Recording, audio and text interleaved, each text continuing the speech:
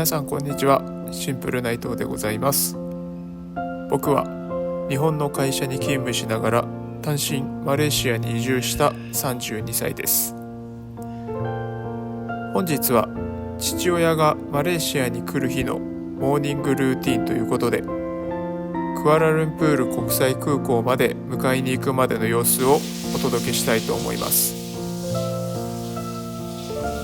父は日本からエアアジアで来るのですが、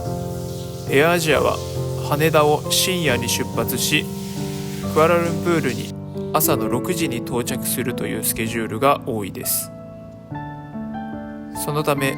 今回は朝5時に起きて準備をいたしました。突然ですが、皆さんは親孝行についてどのように考えますでしょうか。僕の家系は公務員の父親と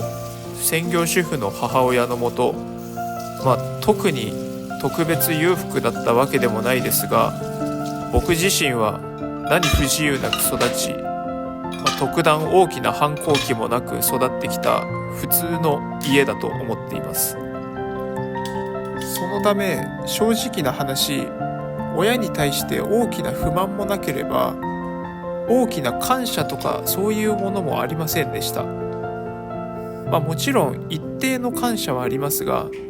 いつか人並みに親孝行するでしょうという感覚で、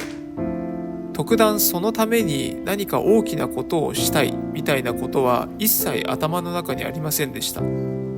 そんな中で僕が海外に移住する際に考えたことが、今回の父親が来ることに関して大きなきっかけとなりました。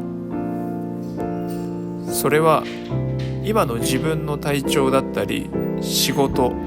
周りを取り巻く環境っていうのが1年後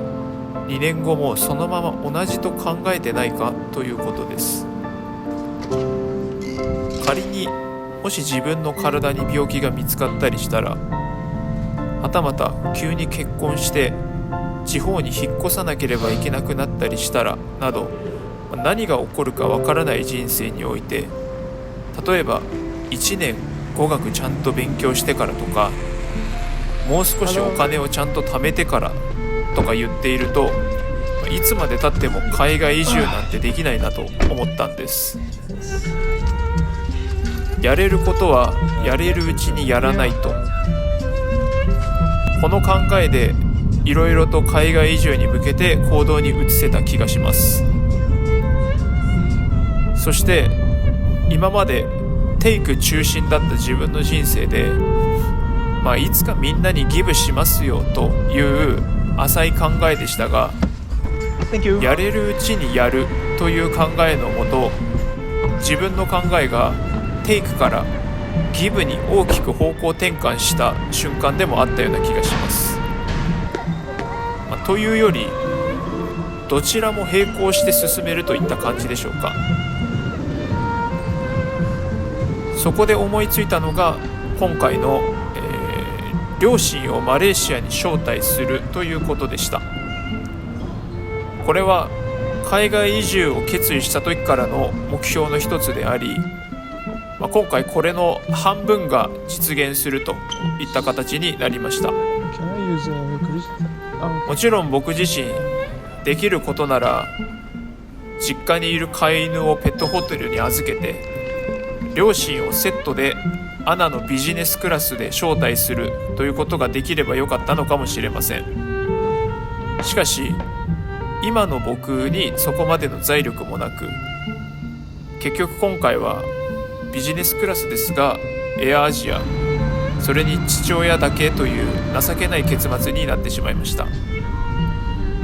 ただそれが今の僕にできる最善の選択であり、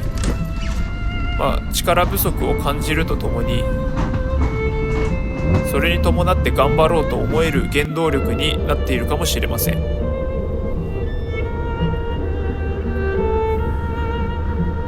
僕の父親は長年中学校の教師をしていました。部活もがっつり行っていたため、土日も常に学校に行ってました。正直な話、幼少期に父親と休日に遊んだ記憶はほとんどありません。小学校の時に一緒にキャッチボールをして、父が投げたボールを取り損ねて僕の顔面に当たって大量な鼻血を出したことぐらいしか記憶にありません。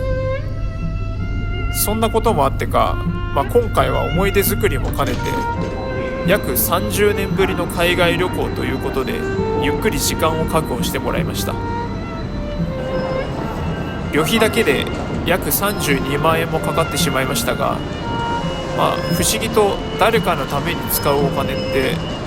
そこまで抵抗なくすんなりと使えるんだなと、自分でも新しい発見ができたので良かったです。その後のご飯は毎日40円のロティチャナイ生活となりましたが、それもまたいい思い出です。結論として何が言いたかったのかあんまりまとまってはないんですが、今までの親孝行の考え方だった助けてあげるみたいな考え方から、自分がやりたいからやるのような自分主体の考え方に変化したということを言いたかっただけでした。